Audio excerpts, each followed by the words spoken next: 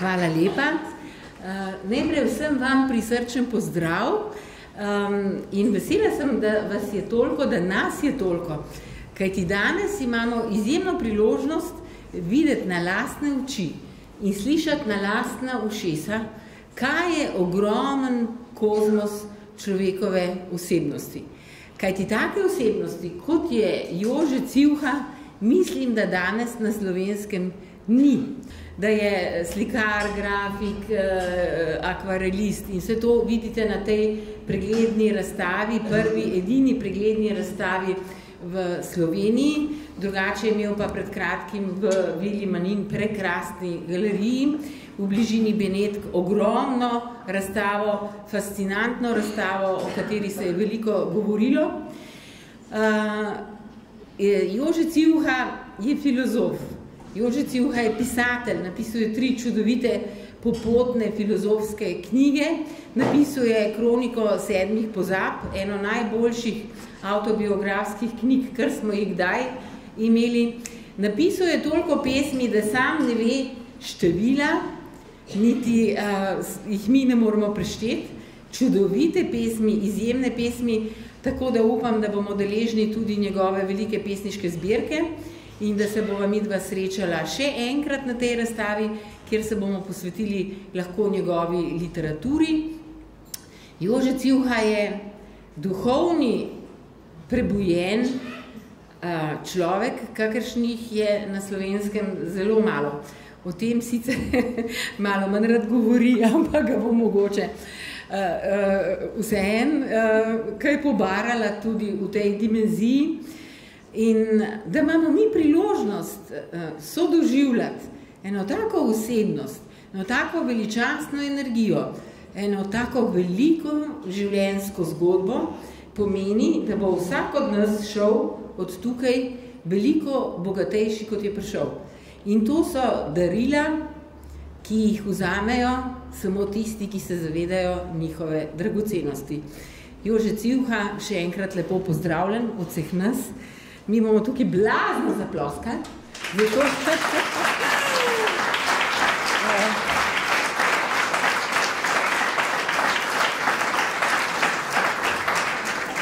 Draga Manca, ja, kar malo bližji. Če bi te še dolgo poslušal, se mi bo v glavi zavrtel. Jaz danes na tem mestu bi bil zelo vesel, če bi potem tudi vi v tem pogovoru, ki so delovali, da ne bi bili tako presneto slovensko sramežljivi, ker se razgovorite šele potem, ko je vse mimo. Bova medva že kar zdajle povabila, da če vas kakšna postaja tega fascinantnega življenja Jožeta Civhe pritegne, če bi radi še kaj več vedeli, vi kar zakričite, da imate kakšno vprašanje ali pa kakšen komentar. Res, da je tema, ampak Jože, se ti veš, da bitja ne delujemo z očmi, ki gledajo navzven, ampak s tretjim očesom, ki vidi tudi v temi in čutimo energijo drugega in tukaj je zelo lepa energija, tako da bo vse v redu. Me spodnimi je našta to, recimo, kar danes, o čemu pišejo latinski in španski pisatelji, ki se iščejo v temi, raziskujejo temo. In navsezadnje, midva sva sicer osvetljena, sva svetla človeka, pa lahko tudi manjčken zagrabiva v to temo. Ja, bomo v to temo zagrabila kar pri začetku tvojega življenja, ker to življenje je bilo precej v temi. Najprej Trbovlje so temne, dim, megla in vse to. Potem brat, ki je veliko bolj uspešen kot ti, to ni bilo otroštvo, ki bi bilo razsvetljeno s kakšnim posebnim soncem. Potem šola, kjer si bil neroden in nesprejet in nerazumljen. Ti si v bistvu hodil skozi svoje otroštvo, za katerega te prosim, da nas zdaj malce spomniš, v nekih temnejših tonih in če ne bi bilo tvoje babice Abe ljubljene, bi bilo to mogoče težje, kot je bilo, tako da začneva čisto od začetka. Ja, jaz sem, če začnem šolo, torej to, da sem bil rojen, jasno, je povsem evidentno, ker sedim tukaj pred vami. Recimo, rodil sem se 1 leto in 5 dni za bratom, ki je bil že na samem začetku za glavo višji in za 5 kil težji. Bil sem pač en tak postržek, mama, ki je rodila mojega brata, je rekla, da je bil to strašen porod, skoraj 6 kil je imel, prav jaz sem pa padel iz neko zrela hruška. Nič me ni bilo, ker mežlav sem bil, ona si je pa vedno želela za prvega otroka punčko. Torej, in punčka ni bil ne prvi otrok, niti ta drug. Vendar me je nekaj časa oblačila kot punčko, imel sem mašnico in krilce in tako naprej, no potem je pa punčka bila k sreč tudi rojena. Kar pa zadeva šolo, veste, za šolo mora imeti človek dober spomin. Mora poslušati učiteljico, ki ti nekaj pove in si to zapomniti. Če si ne zapomni, mora to prebrati. Jaz se nisem zapomnil, pa tudi ko sem prebral, nisem zapomnil, moj brat pa odličnjak. Si lahko predstavljate, kakšna je ta mladost.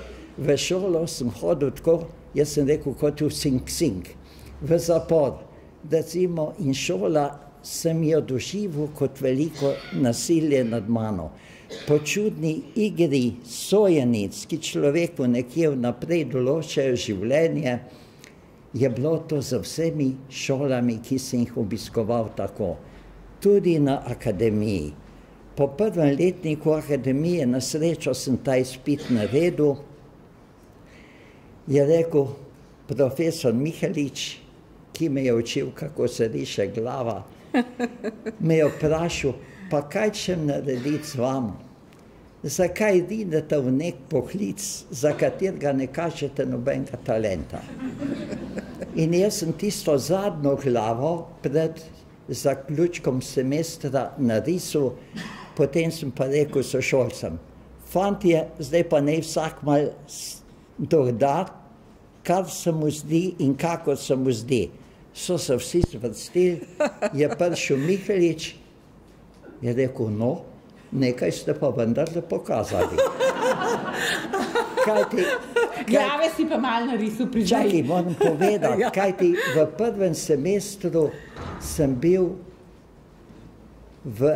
torej ocenjen z oceno zadostno. A veste, kako je bilo to slikarjem, tisti, ki so bili geniji, ki je bila prav dobro premalo. To so bili odličnaki in s tem v zvezi je bila moja zadostna velika bremza. No, potem sem pa le nekaj pokazal in sem z oceno prav dobro prišel v drug letnik in ostal na akademiji. Ne kot nek poseben ali pa izrazit talent, ker sem imel že na samem začetku težave, posebno v grafiki, ki je rekel meni profesor Jakac, pa kaj edineš v ta drot, vse ena črta, ena linija, kje so pa sence, je vzel retelj, mi je vso tisto sliko, bi rekel, po pravu? Dobro, po pravu, v bistvu zasenčil, obsenčil in tako naprej. In moja risba ni bilo več in moja ljubezen do grafike je bila kar pokopana. Ja, zdaj, če sledimo tej tvoji zgodbi, lahko vidimo, da si ti bil od malega drugačen. Drugačen, na nek način samoten v tej svoji drugačnosti, ker si kot otrok mogoče čutil kot težo, se ti je pa odpiral en drug svet. Že kot majhen si bil začaran s podobami. Zbiral si recimo in z barvami. Zbiral si, če se spominjaš, različne barve papirčkov od bombonov. Ker takrat, a veste, v tistih časih ni bilo kaj dosti za zbirati, posebej v eni revni družini. In vendarle si ti zbiral te podobe v materialnem smislu, predvsem po enem duhovnem smislu. Ti si jih slikal, si jih videl, si jih prepoznaval, kjer drug ni videl nič. V bistvu si imel odprto tretje oko in srce za podobe, ki so te večno zaznamovale. Zdaj, če nekaj v teh otroških, mladostnih podobah, ker prek zgodbe o podobah rišemo zgodbo tvojega življenja in tvojega dela. Veš, Manca, gre za eno temeljno odločitev, ki jo mora človek narediti v življenju, in to je, ko izbira poklic. Moj srednji šolski profesor je bil dr. Anton Cvirk. Moj sošolc je bil Andrej Hink, ki je takrat že kot petošolc čital Prusta. In je to tudi profesorju omenil, zato ker so bile njegove šolske naloge tudi posebne. In takrat je od Cvirk naredil eno predavanje o Prustu, ki je leglo name kot eno veliko odkritje snovanja, ustvarjanja duha. In sem rekel, mogoče bom pa jaz nekaj tasga tudi študiral. Torej, najprej sem mislil, da bom novinar, kot v Partizanih, recimo tiste mesece, ki sem jih preživel v Partizani, sem bil v brigadi povedenik za živo besedo in tisk. Sprejet sem bil pa zato, ker sem risal partizane, oziroma moram povedati, gremo v temno obdobje okupacije. Jaz sem živel v tistem delu, ki je bil okupiran po Nemcih. Tam ni bilo nobene šale. In recimo zdajle končujem knjigo, v kateri opisujem tole moje medvojno obdobje, in v tistem času, recimo, naenkrat smo prišli v nemške šole, ker so nas v bistvu pitali s tem za to arijsko raso, svetlo polto, bledo oko, vse drugo je bilo pa izmeček. Izmeček, Slovani so bili mrčes, Židje pa Cigani pa itak za pobit, kar so tudi naredili. To je viden pri Krškem, ne? Ker kamor ste se preselili? V bistvu enega lepega dne bil sem na začetku 8. gimnazije, to bi bil konc, so prišli po mene in so me oblekli kot vse druge štajerske mlade fante v uniformo in me poslali v Francijo. V Franciji sem doživel invazijo. Invazija je bila klavnica. To je bilo toliko vsega, kar sem videl okoli sebe, je bilo tudi v zraku. Pa še padalci so padali, pa bombe so padali in tako naprej, kako sem se rešil iz tega, ko mi vem, potem sem prišel v Anglijo in v eno taborišče, kjer je mene izbral nek angleški častnik. On je bil kapitan, vendar sem takoj videl, da je Žid, ki je prebežal leta 1933 iz Nemčije v Anglijo, se poanglešil in za mene je izbral, da sem mu tam urejal neke papirje. Ker je bil papir, je bil to svinčnik in sem jaz tam začel delati karikature. Po vzoru Walta Disneya, ki je delal palčke, sem jaz te palčke preoblekel v partizane z rdečo zvezdo in te so bili mojemu kapitanu zelo všeč. Ponudil mi je celo, da bi me posvojil, je rekel, poslušajte, mladi človek, izid te vojne je še nejasen. Ne vemo še, kaj se bo zgodilo. Poglejte, jaz verujem, da ste nadarjen in jaz bi vas upisal na Royal College of Art in bi tam študiral. Zdaj ne vem, a je bil za vrt homoseksualc ali je bilo kaj tasga. Seveda jaz njegovega predloga nisem sprejel, ampak sem se prijavil v partizane. No in pa sem pa postal, kot sem rekel, v brigadi povedenik za živo besedo in tisk. Kajti Najprej sem moral delati izpit. V brigadi je bil en primorski slikar, Kogoj, ki je bil zelo strog in je rekel, dobro, v brigado je bil takoj sprejet Jože Šmid, ker je bil poverjenik za kulturo, Rado Bordon, ki je bil predvojni levičar in pesnik, je poznal Jožeta Šmita iz periodičnega, in ga je takoj naredil za svojega namestnika. Jože je pa rekel, imam enega, ki zelo dobro dela karikature. Ja, je rekel, sej humor bi pa tudi v partizanih dobro prišel. No, potem sem moral pa delati izpit, ne samo jaz. Ob meni je bil tudi Oton Polak, ki je imel za sabo že 2 leti akademije in je dobil za predlog fotografijo Tita, krasno fotografijo, tako da je lahko vse sence pa te insignije naredil za senčo in tako naprej. Jaz sem pa dobil eno pomečkano fotografijo Josipa Visarionoviča Stalina.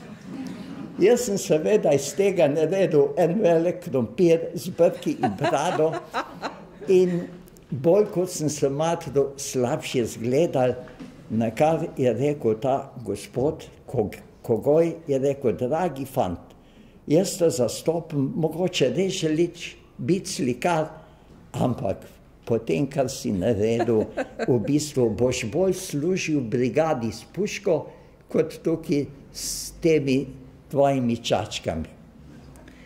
No, na kar je se našem propagandnem odseku pridruži tudi Ivan Janez Čargo, znamenit slikar, in je pol rekel, ja tako pa sektašli, pa ne bomo delali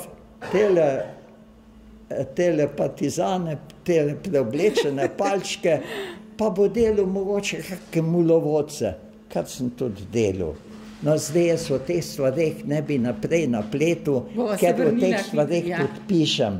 Recimo so bili zelo zanimiva doživetja, zelo nenavadna doživetja, oziroma partizane sem doživel na en način, ali partizanstvo, kot ga ni nihče drug opisal. Ja, partizanstvo je bila tudi neke vrste zatočišče zate, ker nisi bil več tujec, ampak si bil končno enak med enakimi, ne? Tudi zato imaš lepe spomine. Veš kaj, Manca, jaz nisem bil enak med enakimi. Tudi v partizanih, ne? Jaz sem se trudil, ker so govorili vedno o našem človeku. Potem, kar sem počel in kako sem počel, se nikdar s tem našim človekom nisem izenačil. V bistvu se je začel že na akademiji. Recimo, jaz v ta socialistični realizem, potem ko sem videl slike Iliča in Đorđa Andrejeviča Kuna, ki so delali nek socialistični realizem, nisem vedel veliko slikarstva, ampak sem rekel, to sigurno ni slikarstvo. Kajti, še kot študent sem obiskal Makedonijo in bil povabljen na eno poroko v Skopski Črni Gori, ta slika tukaj visi. Lahko pogledamo, ne? Delal sem jo pol leta, ampak zakaj je to mene pretreslo? Zato, ker sem v eni mali cerkvici, ker so se zbrali svatje, ker so se zbrali obiskovalci, pa jaz med njimi sem videl iste ljudi, pri tistih ljudeh, ki so tam stali in na tisti freski okoli mene, videl sem to repeticijo enega in istega motiva in me je to zagrabilo. In če boste pogledali tole mojo prvo sliko, v njej ni nobene perspektive, se pravi socialistični realizem, ki itak v Sloveniji ni pognal, bi se rekel, nobenih korenin, ker so bili naši neodvisni, nekje bolj še vedno pod vplivom akademije in bi se rekel, neke akademske izkušnje, da so slikali to, kar so videli in pač, kar so se v šoli naučili, bodi si, da gre za portret ali za pokrajino. Jože, zdaj se bova vrnila nazaj k literaturi, ker to je pomemben del tvojega življenja. Saj si prebral toliko knjig, ne? Ko nor si bral, ker te je beseda začarala. Mene pa vedno znova začara ta tvoj spomin, kako sta s prijateljem na železniški postaji brskala po knjigah, ki so jih Nemci nameravali odpeljati nazaj, ali zažgati, ali skratka uničiti knjižnice slovenske in še kakšne. In si ti prosil prijatelja Zvonka Nučiča, če lahko kakšno knjigo vzameš, in on je rekel, ja, ampak tako, da bo šlo v žep, ker če naj jo Nemci dobijo, potem sva gotova.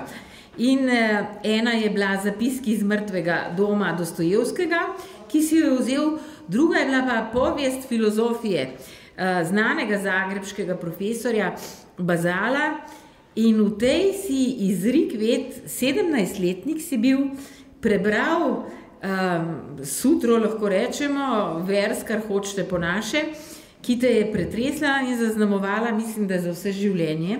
Glasi se pa takole. Tukaj manjca, bom kar jaz povedal. A znaš na pamet to sutro? Ja, ene stvari znam na pamet. Super, bom preverila.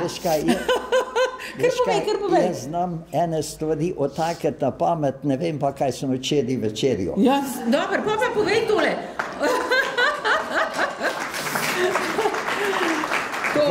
Glede za to, izkušnja je bila rakeče huda. So bile že prve žrtve. Dol v Krškem so padli, jaz rekel, prve žrtve, ki so jih objavljali po Nemci na rdečih plakatih. Med njimi so bili 3 bratje kaplani, s katerimi sem bil dober prijatelj. Zlasti so z najmlajšim Zdenkom. Seveda, to me je pretreslo in potem so drug za drugim ljudje padali, odhajali in tako naprej. Skratka, ta morija, ta nočna mora tele okupacije je bila strahotna. Se ne da izenačiti s tem, kar se je dogajalo v Ljubljanski pokrajini. In zdaj se vrnem najprej na tisto, ti nisem prej odgovoril.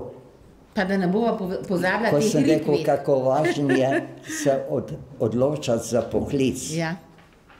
Besedo so mi dali v usta starši. Besede sem se moral naučiti jezika. Oči so pa gledale z veliko nedolžnostjo v svet, ki so ga prvinsko odkrivale. Meni je bila že od samega začetka podoba bližja od besede. Vendar sem se takrat odločil po tem predavanju, ki ga je imel odsvetk, da bom šel k njemu in sem se vpisal na primerjalno književnost. Šele potem, ko sem bil demobiliziran, sem pa poskusil srečo na akademiji. Parkrat sem imel v življenju veliko srečo. In takrat si je imel to, da sem naredil ta sprejemni izpit, se potem šlo povsem navzdol. No, in zdaj, kar zadeva tega Bazalu. Bil je en avgustovski dan, vendar zelo temačen, in sem šel na postajo, kjer je bil skladiščnik, en moj prijatelj, ki mi je rekel, polno skladišče imam knjig, kajti Nemci so iz vseh javnih in drugih zbirk vse slike pobrali, vse knjige pobrali in jih poslali na reciklažo v Nemčijo. No, in sva tele knjige gledala. Meni se je zelo meni se je zelo dopadla knjiga Pisma iz mojega mlina od Dodeja z ilustracijami, ne vem, teh naših ilustratorjev, akvareli so bili, ampak je bila, bi jaz rekel, krasna knjiga, mislim, v ustne vezana in tako naprej. V žep pa ni šla, ne? Ni bila knjiga za v žep. Ker je rekel, v žep pa samo tisto, kar se ne vidi. In potem sem vzel tega Dostojevskega, ki sem ga hitro prebral, ta drugi je bil pa ta Bazala. In sicer so bili noter verziji starih indijskih ved. Je bil nekakšna molitev nekoga, ki nagovarja tistega najvišjega, tisto energijo, ki o vsem odloča. In približno o tem tudi govori. To pesem pojem tebi, ki vse veš, ki si najbolj pravičen, ki o vsem odločaš. Ki odločaš o meni, o mojih prijateljih in o življenju nasploh, prav ti pojem to pesem tebi, ki si, mogoče pa tudi nisi. In tale dvom, recimo na vrhu ene vere, ki je v bistvu se borila tudi za svojo afirmacijo, ki je ustvarila tole družbo, ki je vezala staro Indijo, to je mene takrat pretreslo. In šele, ko sem šel tja dol, jaz sem takrat rekel, ko sem to prebral, tja dol bom enkrat šel. Leta 41, šel sem pa leta 59. Ja. No, da sem lahko šel, so bile seveda mi nekje v korist razmere, ki so nastale v času, ko smo se mi od Sovjetske zveze odpopali in smo se šli neuvrščene. Takrat je bilo ogromno študentov iz teh afriških in azijskih dežel in tudi oni so odprli za študente mesta, če bo šel kdo dol. Jaz sem se prijavil za Indijo. Ampak potem so me obvestili, sem še pozabil, da sem se prijavil. In ko sem že dvignil roke, sem pa dobil obvestilo, da sta še 2 mesti za Burmo. Jaz sem rekel, bom šel pa v Burmo. Tam je budizem, sem rekel, vse to mene zanima. In tako sem šel v Burmo in začel nekje odkrivati tele vzhodnjaške učenosti. Imel sem srečo, da sem srečal enega profesora, ki je bil sicer Anglež, ampak je že kot mladostnik prišel v Burmo in je več vedel v Burmi o vzhodnjaški miselnosti kot vsi moji burmanski profesori na Rangunski univerzi. Zdaj, to je en poseben poglavje, jaz ga zdaj ne bi razpletel. Napisal sem eno debelo knjigo Okameneli smehljaj, ker na vsezadnje te stvari opisujem. Ampak moram povedati, kaj sem doživel. Doživel sem, da sem rojen v eni civilizaciji in sicer z izvirnim grehom. Tam so mi pa povedali, da sem rojen brezgrešen in da največ, kar lahko naredim za sebe, da razvijem svoje ustvarjalne sposobnosti. So mi rekli, vsej pri vas so veliki in zelo privlačni motivi, ki temeljijo na vzvišenosti žrtvovanja. Ampak so rekli, veste, te žrtve, nekdo, ki se za nekoga žrtvuje, tudi nekaj pričakuje. In te stvari se nikoli ne prekrijejo. Tu obstaja vedno eno nihanje, ker človek ni odvisen od sebe, ampak od tistega, za katerega je nekaj žrtvoval in od tistega tudi nekaj pričakuje. Povedali so mi, da sem rojen brezgrešen in da ne iščem v sebi, ne iz sebe naredim tisto največ, kar moram. In so rekli celo, če je kaj božanskega v svetu, najdi to božanstvo v sebi. Dali so mi napotilo, za nekaj, kar sem iskal v sebi in za tega sem bil, moram poudariti, tako neodvisen od vseh teh gibanj, recimo od tega, kar se je zgodilo med drugo svetovno vojno, ko so Amerikanci odkrili, da je lahko tudi umetnost tržno blago.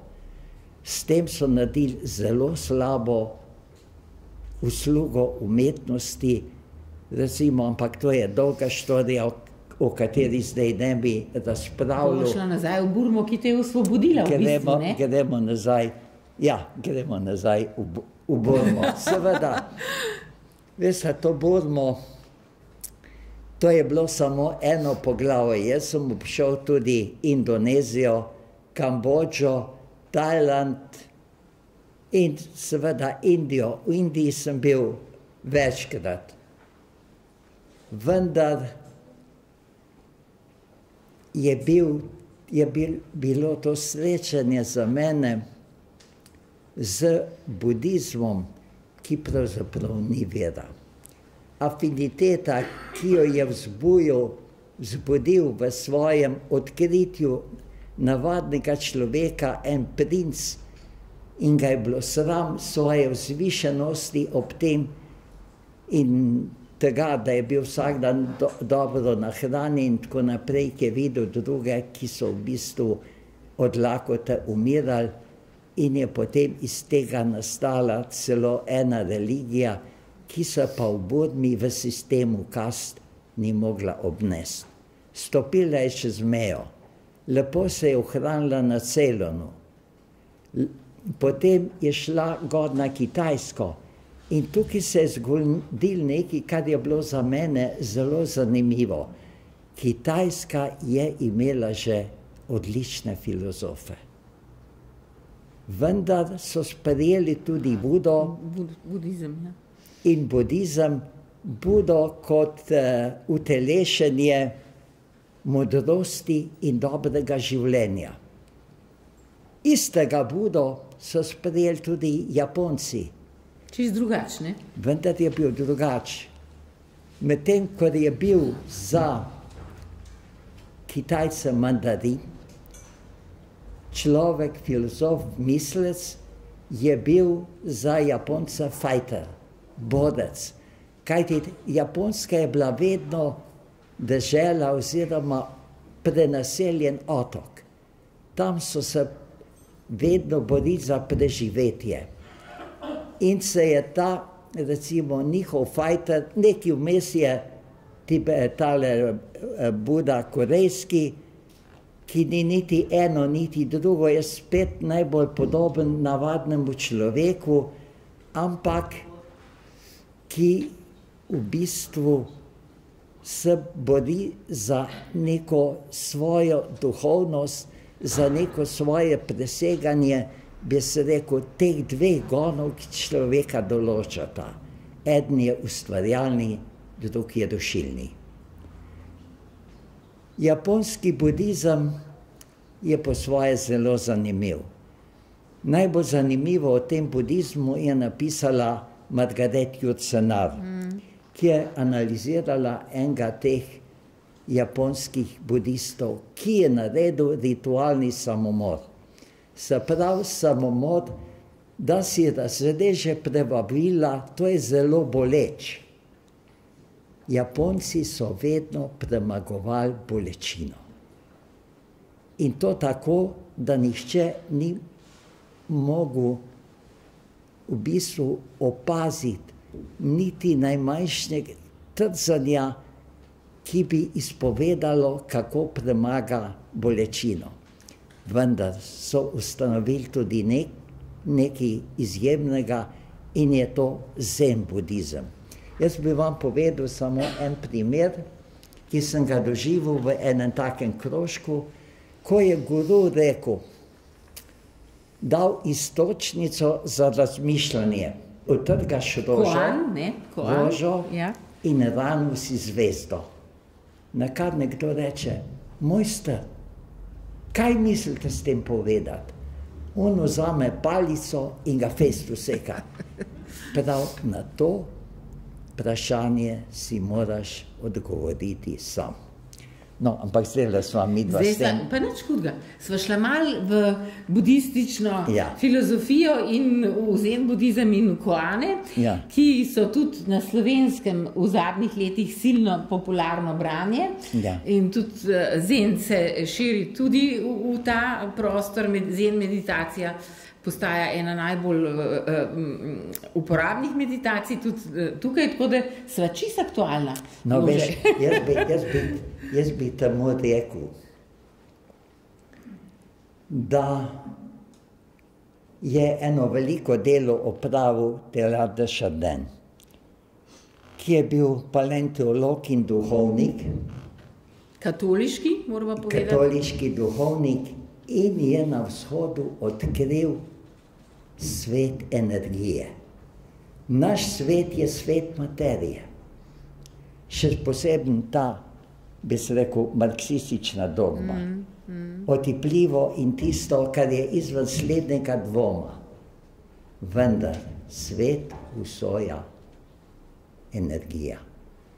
To je razlika, recimo, Schopenhauerja ali pa da rečem Nietzscheja, ki so odkrili najprej dvom, kot ga je že v starih vedah, tisti svečenik, ali ga pa tudi ni, ki poje, bi se rekel, tole svojo molitev svojemu in seveda to, kar so nam posredovali najprej Rusi. Tukaj bi rekel predvsem Gurdjieff, ki je bil nekje carski špion na dvoru Dalaj Lame, ki je pa odkril vse skrivnosti vzhodnjaškega mišljenja in vzhodnjaške duše. Se pravi, to, kar v bistvu pomeni svet energije za razliko od sveta materije. No in potem naprej še drugi, da ne govorim o Rudolfu Steinerju, potem pa literatura ali pa slikarstvo, recimo kako je Van Gogh odkril japonske lesoreze. Torej, moram povedati, da se je zgodilo nekaj, kar je velik zločin kolonializma. Da so te kolonialisti, recimo Angleži ali Francozi ali kdorkoli je že prišel, so prišli z materialno premočjo na eno področje, ki je bilo pa duhovno neprimerno bolj razvito. In so tudi to nekje prikrivali. Jaz na Javi sem videl tempelj Prambanan, ki je bil velik tempeljski kompleks, iz katerega so tele Holandci zgradili ceste. Ali Borobudur, recimo, ki je navsezadnje simbol enega snujočega duha. Stele so spet izgubljam v tele stvari. Ampak bova midva, te bom nazaj pripeljala za to. Dobro je. Jaz bi omenil tudi potem ruske bogoiskatelje. Recimo, na katerih je zelo veliko se z njimi bavil najin skupen prijatelj Marjan Rožanc. Sam jaz sem Marjanu rekel, Marjan, to se je zgodilo že pred 50 leti. Recimo za mene je bil en Uspenski neprimerno bolj zanimiv in odkrit, mi je v tem smislu svobode, osvobajanja, življenja, recimo, da koplješ v svojo lastno dno, da te to odreši od vseh znanih pritiskov in vplivov, pa tudi recimo, da bi videl v tem, kar sem delal, samo denar.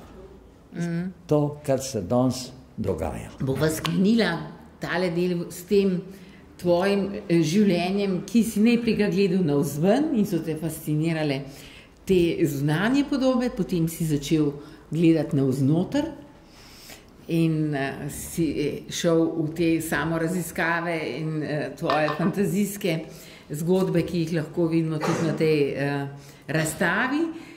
Stopaš še globje vase v te svoje spomine, kjer pa ima vojna en velik pečat, ne, Jože?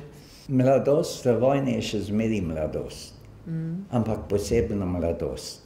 Stigma, ki jo čutiš celo življenje. Ni nadomestila za tiste klopce, pa pohajanja v Rožniku, pa posluškanja slavcev, dokler pokajo puške, dokler te življenje visi na nitki, dokler pobijajo tvoje prijatelje. No, jaz sem hotel s tem opraviti knjigi, ki jo zdaj zaključujem. Pa tudi slikami, ne? Tudi glede na to, kar se danes dogaja pri nas. Jaz ne verujem v sovraštvo. Jaz ne verujem na to, da nas je treba nazaj v državljansko vojno vrniti. Mi moramo to preboleti. Vsak zase. Ni tukaj skupne volje. Kajti drugi narodi so imeli iste probleme. In bi se lahko iz zgodovine marsikaj naučili. Mi smo slabi učenci, kajti mi smo vztrajali, verjetno smo zato tudi obstali, samo na tem, kar se je dogajalo med gorami in morjem. Tukaj smo bili doma, tukaj smo spostavili svoje vrednosti, pa tudi utemeljili svojo zaplankanost. Ja. Morda, dragi Jože, je zdaj čas, da povabiva koga iz občinstva, ki bi rad še kaj dodal, kaj vprašal, ker zdaj sem jedva veliko zamolčala tvojo športno žilico, ne? Ki je izjemno pomembna. Tvoje ženske, ki so izjemno pomembne. Ne, sam pravim, no. Ja. Kaj bi vse še lahko naštevali? Dobro, da žena ni tu. Skratka, velik duh na vseh področjih se izraža tako in drugače, ker je pač velik. No, veš manjca, vse tukaj se zastopa. Vitalizem je ena energija, ki je človeku dana kot dar, ki jo je treba izživeti. Jaz sem imel srečo, da sem odkril slikarstvo. Nisem v življenju nič drugega delal kot sliko. Veste, in na sliku sem tok, jaz mislim kot polovica mojega matičnega društva. Zakaj me doma niso mogli sprejeti, je to en temeljnih vzrokov. Ja, pa sliko nisi samo toliko velika, ampak tudi barvno si bil. Včasih sva se pogovarjala pred mnogimi leti, da Slovenci ne upajo naslikati recimo rumene slike, ne, Civha pa vseka rumeno sliko, še tudi tukaj lahko to vidimo. Skratka, bil si res nenavaden, zelo drugačen in poseben in od nekdaj so ti očitali, da si dekorativen, ne, in to pa pokriva eno drugo zamero. Se mi zdi, ko si govoril o tem duhovnem življenju Slovencev, ki temelji na krščanstvu kot veri, ki priznava žrtev in grešnost, in ti se tega ne greš, a ne? Ker imaš vitalizem in hočeš v življenju uživati. In se mi zdi, da v tem prostoru zdaj se že spreminja in blagor ven mladim je že veliko boljš, ampak kot da je v tem slovenskem prostoru bil užitek prepovedan. Jože Civha je pa užival. Zdaj ste slišali, kje je on se bil, koliko sveta je prepotoval, že 4 stoletja in več živiš v Parizu, kaj takšnega. Manjca bi jaz nekaj tukaj komentiral. Ko doživljam, recimo, ta čas, ali pa čas moje mladosti, mojega slikarstva, razvoja in tako naprej, sem doživljal pri kolegih to, o čemer se je govorilo tudi na akademiji. Zavezati se za tak poklic pomeni se zavezati za eno tragično pozicijo v življenju. No, vidiš. Kajti vse nekje izhaja iz bolečine. vsak porod je boleč. Jaz sem pa rekel, res je to, da je boleč, ampak porod ni sam sebi namen. Porodi se otrok in tako se začenja veselje. Mi, Slovenci, tega prestopa iz poroda kot otroku nismo naredili. To je še pred nami. Veselje torej. Veselje, bravo. Ja. Za tega bi rekel, nobena od teh slik, ki sem jih jaz naredil, ni narejena iz potrtosti, iz občutka ogroženosti, iz občutka, da moram trpeti, da to nekaj dosežem. Tisti boj, ki so nam ga nekje, ki so nam ga vtepali v glavo na akademiji, za poslikano površino kvadratnega centimetra, da je nabit, da je poln in tako naprej. Ta štrikarija od enega konca do drugega, da je vse zapoln, da v bistvu izpoveš svojo bolečino in da se oddahneš, ko sliko narediš in trpiš naprej pri naslednji sliki.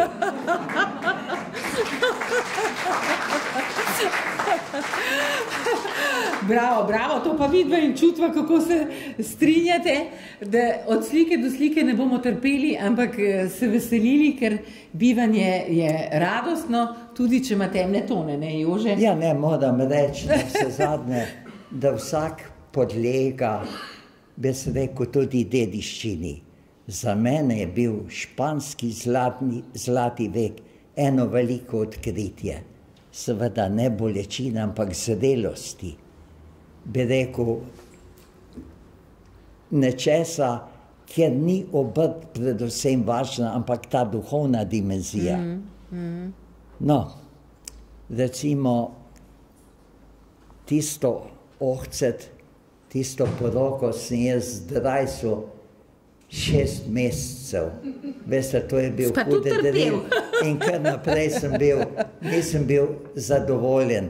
Zdaj si pa ti omenila opice. Moram povedati, da je mene vedno zanimala tudi literatura. Bi rekel, bolj kot z reprodukcijami, ali pa vsaj do to mere, kot z reprodukcijami in razstavami, sem se jaz hranil tudi s knjigami. Mene je zelo vznemiril Kafka. In sem naredil eno sliko na pleksi, ki se imenuje Omaž Francu Kafki. Tam čisto v kotu je na koncu. Je menda na kotu, v kotu in so ljudje rekli, joj, kako lepa slika. Niso pokapirali, da sem jaz hotel s tem nekaj drugega povedati. Nekaj povedati o odtujenosti, od nekem drugem naporu, recimo literata, ki je bil nekje v 20. stoletju nasledil izročilo Dostojevskega. Moj prijatelj, bom povedal eno štorijo zraven, ker štorije praviti je zmeri lepo, je bil francoski pesnik Alain Bosquet. En najpomembnejših pesnikov prejšnjega stoletja, moj velik prijatelj, skupaj sva izdala tudi dve knjigi. In on je napisal eno dramo ali igro o Francu Kafki. In sicer ga je opisal kot blagega človeka, ki ga je bilo sram, ker naenkrat ali pa narodno od popularizacije, ki jo je dosegel svojo literaturo. Potem se je povlekel nazaj in je rekel, da ga ni več, kot da je mrtev. Potem pa pride okupacija.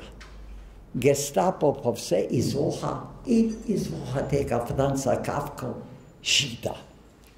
In seveda takoj gre v koncentracijsko taborišče, ki ga vodi bivši profesor literature, zaljubljen v Franca Kafko. In potem nastane en dialog, recimo, kako tisti, ki je ujetnik, ki je ponižan, postane v bistvu rabelj svojega profesorja. Zelo duhovito, no in ta Alain Bosquet je bil sploh za mene osebno neko posebno srečanje. Pri njem sem se jaz spoznal z Lorenzom Durellom, z Ionescom, z mnogimi vodilnimi in znanimi pesniki in pisatelji in vsezadnje mi je to dalo tisto, kar mi je pravzaprav podaril Pariz. Torej, bi rekel, neko izkušnjo, seveda moram pa povedati, veste, moj prvi tuj jezik je bil francoščina, ampak jaz sem imel skozi cveke. In v bistvu sem imel teto, ki je bila dobra prijateljica z eno gospo Lidijo Batkovo, njen mož je bil profesor in je za časa revolucije pribežal v Ljubljano. Se je tukaj tudi zaposlil, kmalu umrl, ona se je pa preživljala z lekcijami francoščine. In ko je teta videla tele moje cveke, torej nepravilne glagoli, pa to je bila huda stvar, je rekla, bo šel ti k teti Lidiji, pa te bo ona vzela v roke. In jaz sem šel k teti Lidiji, mi je vzela v roke in po 3 mesecih sem dejansko prišel na pozitivno oceno. Na kar je rekla moja teta, zdaj se pa greva teti Lidiji zahvaliti. In sva se šla, ona je pristavila samovar, ženske sta klepetale in smo vstali že, da gremo domov. Je rekla, ja Lidija, pa se te nisem vprašala, kako pa je bilo z mojim nečakom. Je rekla, draga Fili, tako je bilo teti ime, to je pa boš da me ne vprašal. Ja prav, zakaj? Ja prav, ti bom odkrit povedala, po vsaki lekciji sem morala vzeti pomedrjeval. Pa smo spet pri šoli, ne? Vse šole tvoje. Ko me je Bosquet vprašal, kje si se pa naučil francoski, sem mu povedal to štorijo. Ampak tako si že kar dobro znal. No, tvoj Pariz so ljudje, zanimivi ljudje, veliki umetniki, pisatelji, pesniki, skladatelji, tudi naš Vinko Globokar, Parižan, je tvoj prijatelj in z njim si koncertiral. Skratka, zdaj pa še vi kaj vprašate, da ne bomo mi to slovensko značilnost, da samo poslušamo in smo čistih dokazali, ne? Ja, jaz bi vas najprej vse osvetlil, da vas vidim, kdo ste. Ja, ja, ja, kar glasno. Uroš. Že takrat, ko si bil gor predavanje na gradu smo bili, pa danes ponovno si govoril o tem temnem času pred vojno, ne? Ampak ti si bil pa kot tisti partizan, ki je pa razglasil osvoboditev Ljubljane. Ja, to je pa tudi ena posebna stvar. Se pravi. Kako je ta trenutek, ta preklop zmagoslavni na tebe? Ja, no. Bom povedal, ko smo bili že pred Ljubljano skoraj. Zadnji dan 8. maja so nekje še pokale puške, divjali boji, strojnice so deglale, ampak to je bilo nekje v bistvu eno bežanje in hitenje nad Pijavo Gorico. In bili smo 4 poslani iz štaba 4. korpusa v Ljubljano, da takoj zjutraj pridemo v Ljubljano in zasedemo radio in po radiju pozdravimo Ljubljano, povemo Ljubljančani, da je Ljubljana svobodna. Ti 4 so bili Rado Bordon, Dušan Savnik, Oton Jugovec in jaz. In to, kar so nam naročili, smo tudi naredili. Smo prišli na radio Ljubljana in potem prebrali poslanico prvega komandanta Ljubljane Jožeta Boršterja in rekli, da nam morajo poiskati tudi kukavco, ki med vojno ni kukala in je potem zakukala. No in potem smo mi štirje, oziroma ta propagandni odsek 4. korpusa, vsako leto 9. maja se zbrali na postaji, se usedli na prvi vlak, se odpeljali nekam, v katerokoli smer je že šel, kajti v vsaki vasi v Sloveniji je gostilna. In tam smo mi praznovali tole osvoboditev. Pred 4 leti, ali 3 leti, na gradu sem pa jaz Jankoviča rekel, naj mi da eno razstavišče, da bi rad po 15 letih, odkar nismo več tega praznovanja, tega dogodka praznovali, zato, ker sem bil živ samo še jaz. Sem rekel, njim osvoboditeljem na čas bi rad naredil razstavo in tako je tudi takrat pred 4 ali 3 leti bila ta razstava na Ljubljanskem gradu. Hvala lepa.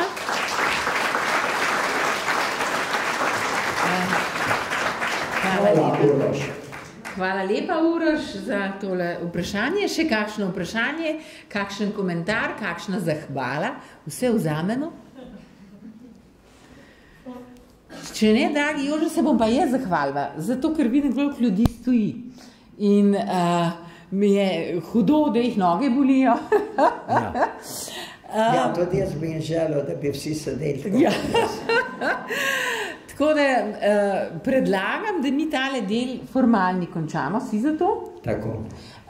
Da morda se ti potem še po grupah pogovarjaš, da še pogledate to razstavo, da mogoče še ti komu kaj poveš. Zdaj me bojo vsi ugovorili. Ja, zdaj to je. Vsem odgovarjal. Ja, ti boš zdaj naprej odgovarjal inkognito. Ne, in persona. Se vidiš, da se hecam. Torej, jaz bi se lepo zahvalila za ta del pogovora, dragi Jože. Vem, da te bodo zdaj obkrožili. Ampak tako je z nami, raje imamo manjše skupine kot velike. Manca, jaz bi se to tebi zahvalil, s tabo izmeri lahko in upam, da bo še naprej tako. Hvala lepa.